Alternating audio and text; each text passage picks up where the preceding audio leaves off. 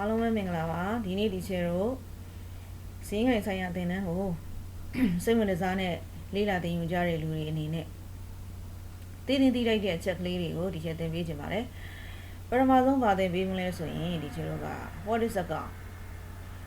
စရင်းဆိုတာဘာလဲတဲ့ဒီအချက်က interview တွေမှာမေးလာနိုင်ပါတယ်ဘာဖြစ်လို့လဲဆိုတော့ဒီမေးခွန်းကအင်မတန်မှစိတ်ဝင်စားစရာလည်းကောင်းပါတယ်နော်စင်းငိုင်ပညာကိုစိတ်ဝင်စားလို့ပဲဖြစ်ဒီစင်းငိုင်ပညာကိုအသုံးပြုပြီးတော့ကိုယ့်ရဲ့အသက်မွေးကျောင်းမှုလုပ်ငန်းကိုလုပ်မဲ့လူပဲဖြစ်ဒီပညာရက်ဟာဘာလဲဆိုတာကိုသေချာမသိပဲနဲ့เนาะဒီချေတို့ကကိုလုံးတဲ့အလုပ်ပေါ်မှာကိုတည်တည်ချာချာသိဖို့ကျွမ်းကျင်ဖို့ပေါ့เนาะဒီချေတို့ကဘယ်လိုမှမဖြစ်နိုင်ဘူးအဲ့တော့ကိုလုံးမဲ့အလုပ်ပေါ်မှာrelevant ဖြစ်နေတဲ့ဒီပညာရဲ့သဘောတဘာဝကိုတေချာသိဖို့လိုတယ်ဆိုတော့လေကိုရီးယားအကောင့်လောက်တာဆိုတော့ what is account လို့မေးလိုက်အကောင့်ဆိုတာဘာလဲလို့ကျွန်တော်သိနေရမှာပေါ့တကယ်လို့လူတစ်ယောက်က HR လုံးမှာဆိုတော့ what is HR လို့မေးရင် what is HRM လို့မေးရင်သူကဖြေနိုင်ရမှာပေါ့ HR ဆိုတာဘာလဲ HRM ဆိုတာဘာလဲဟုတ်တယ်မလား marketingအလုပ်နဲ့အသက်မွေးကျောင်းပြုမဲ့လူကိုလည်း interview မှာ what is marketing do you know ဟုတ်လား can you explain နော် marketing ဆိုတာဘာလဲမသိရင်ရှင်းပြပါဆိုတာမျိုးမေးလာရင်လေ marketing ဆိုတာဘာလဲဆိုတော့တော်နဲ့ရှင်းပြသွားမှာပေါ့နော်သူ marketing ရဲ့သဘောတဘာဝအဲ့တော့ဒီ accountant တွေကိုကျွန်တော်က what is account စရင်းဆိုတာဘာလဲလို့မေးလိုက်ရင်ဟိုတခါမှ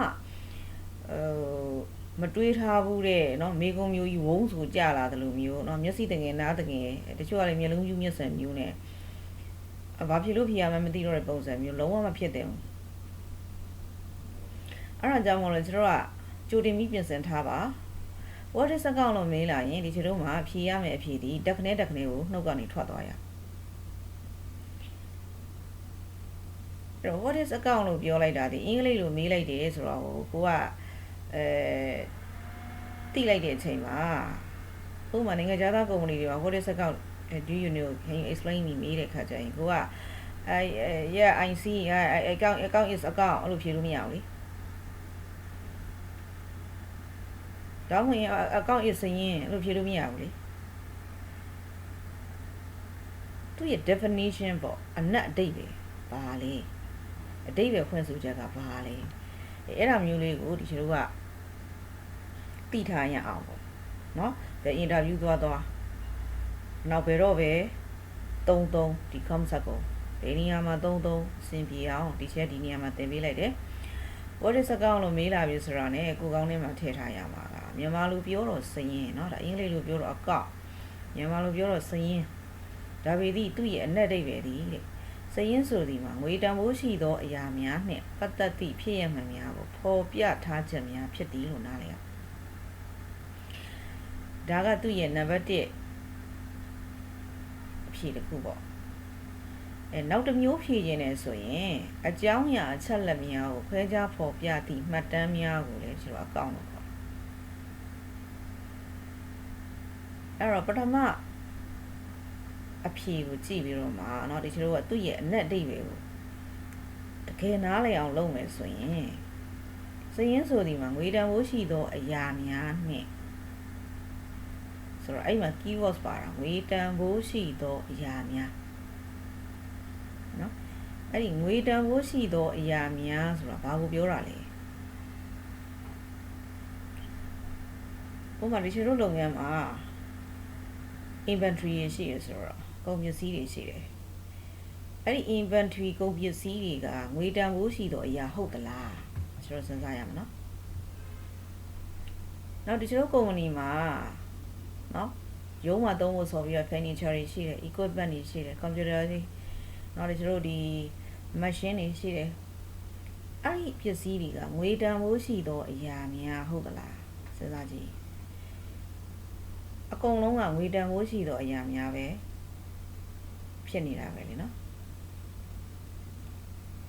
အဲ့တော့စရင်းဆိုတာကအဲ့လိုငွေတန်ဖိုးရှိနေတဲ့အရာများနဲ့ပတ်သက်သည့်ဖြစ်ရမှန်များကိုတဲ့အဲ့တော့ဒီနေရာမှာတခါစဉ်းစားရမယ်เนาะဒီတို့ဒီ ငွေတန်ဖိုးရှိသောအရာများနှင့်ပတ်သက်နေမယ်ပြီးတော့ဖြစ်ရမှန်းဆိုတာပါတယ်တကယ်အဖြစ်ပြအမှန်တကယ် realistic actually နော်ဖြစ်နေတဲ့ဖြစ်ရမှန်းတွေကိုပေါ်ပြထားချက်များဖြစ်တယ်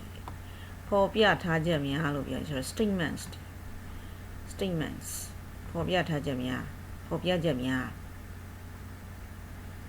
ဆိုတော့သူ့မှာကအရေးကြီးတဲ့အဲ့လို keywords လေးတွေပါနေတယ်နော်ဆိုတော့ဒါတွေအကုန်လုံးကိုတစ်ခုချင်းစီကိုသိအောင်လိုက်ပြီးတော့တွေးလိုက်ရင်စရင်းဆိုတဲ့သဘောရဲ့အနှစ်သာရလေးကိုတော်တော်လေးမြင်သွားမယ်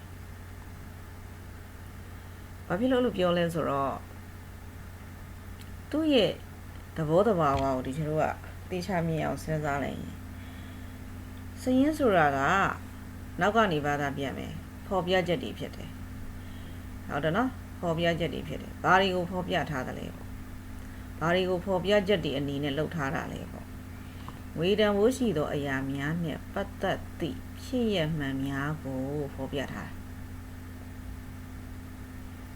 အဲ့တော့ပြောမယ်ဆိုရင်တို့ကဖော်ပြချက်များဆိုတဲ့ကောင်က statement စီလို့ပြောတဲ့အခါကျတော့စရင်းငိုင်နေနေကဘယ်လို statement စီဆွဲသလဲစရင်းငိုင်နေဆွဲတဲ့ statement ဆိုတာက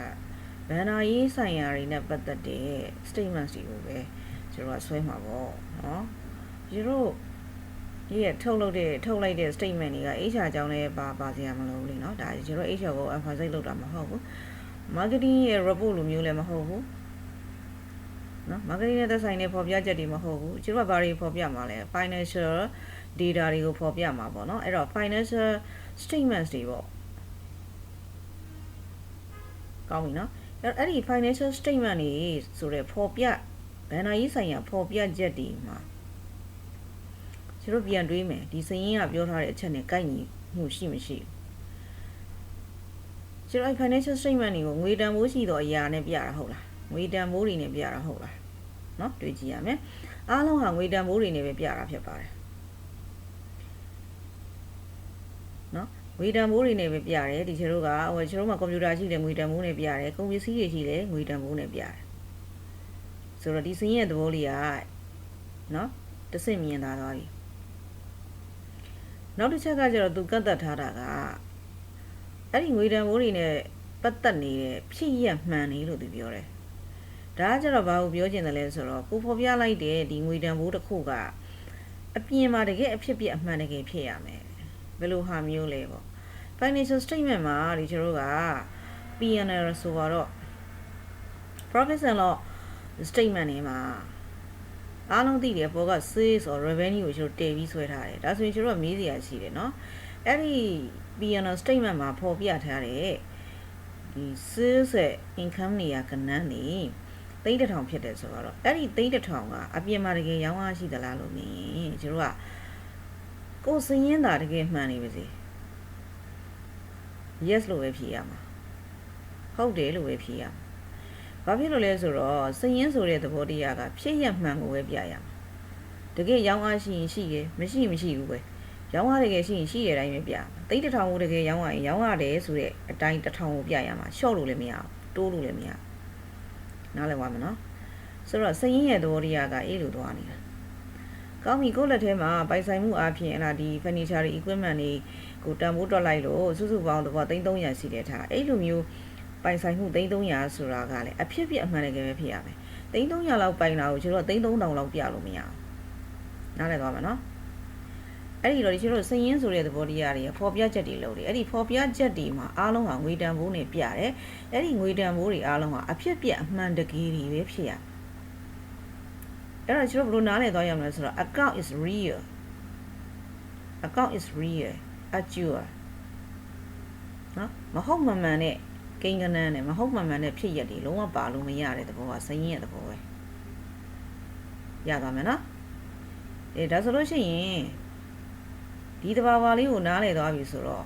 ထပ်ပြီးတော့အကျေတဝင့်တွေးမယ်ဆိုရင်အများကြီးထပ်ပြီးတော့လာမှာဖြစ်ပါတယ်เนาะအဲ့တော့ဒီချက် Isabel ထပ်ပြီးတော့တွေးပြပြီးတော့ရှင်းပြပေးပါဦးမယ်เนาะနောက်ဗီဒီယိုဖိုင်မှာဆက်လေ့လာပေးပါ